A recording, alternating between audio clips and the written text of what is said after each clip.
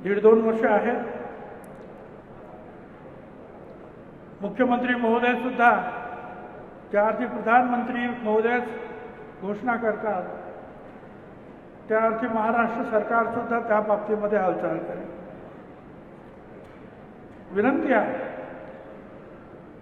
मुख्यमंत्री महोदय, कालिनाला एक बिल्डिंग उभी राहिलेली आहे इंडिया बुल्सच्या मागे।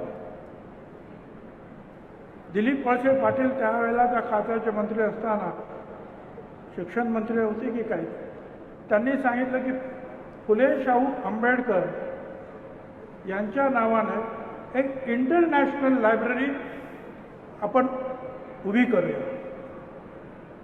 आणि मग त्यावेळेला बाकीचं मी काही सांगत नाही, पण त्यावेळेला मग त्याप्रमाणे जे आहे आम्ही योजना केली आणि ती इमारत जवळपास पूर्ण झाली।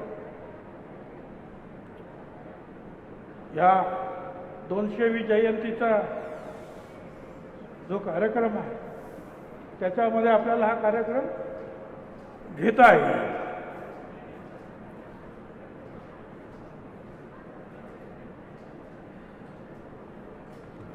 आता अधिक काही बोलत नाही, परंतु मला एक पत्र कोणीतरी आणून दिलं गावच्या लोकांनी। या नायगावचं नाव क्रांतिज्योती सावित्री नगर ठेवा।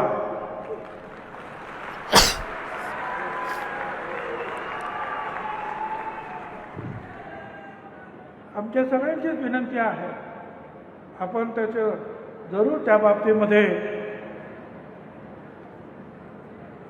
कार्यवाही करावी। बाकीचे पालकमंत्री आणि आपण सगळे, माझी खात्री आहे की त्याला पाठिंबा द्याल। इथे महाज्योतीने सुद्धा काहीतरी जागा मागितलेली आहे।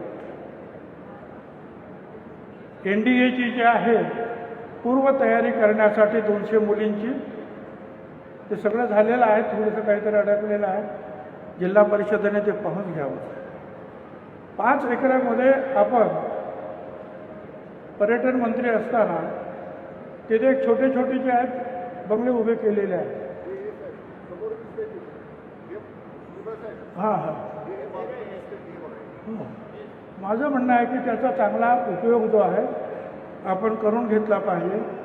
लोक येतात, ते राहतील, अभ्यास करतील, त्याच्यावर ग्रंथ लिहितील। अगदी अमेरिकेतून आलेल्या गेम आल्ब्रेट त्यांनी सुद्धा जे आहे महात्मा ज्योतिराव आणि सावित्रीबाई फुल्यांवर मोठी पुस्तकं लिहिली। तर अशा रीतीने हा अभ्यास आणखीन पुढे जावा, त्यासाठी निश्चितपणे आपण प्रयत्न कराल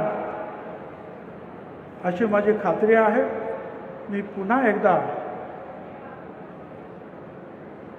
मुख्यमंत्री आणि त्यांच्या सर्व सहकाऱ्यांचं मनापासून अभिनंदन करतो। त्यांची मी परवानगी घेतलेली आहे लवकर जाण्यासाठी, आपण सुद्धा परवानगी द्यावी। धन्यवाद। जय ज्योती, जय साहेब। धन्यवाद माननीय श्री छगनरावजी भुजबळ। कर्तृत्वाची महती नायगावच्या कणाकणात कृतज्ञ आपल्या स्मृती आमच्या मनामनात। माजी आमदार श्री बळीराम शिरस्कर,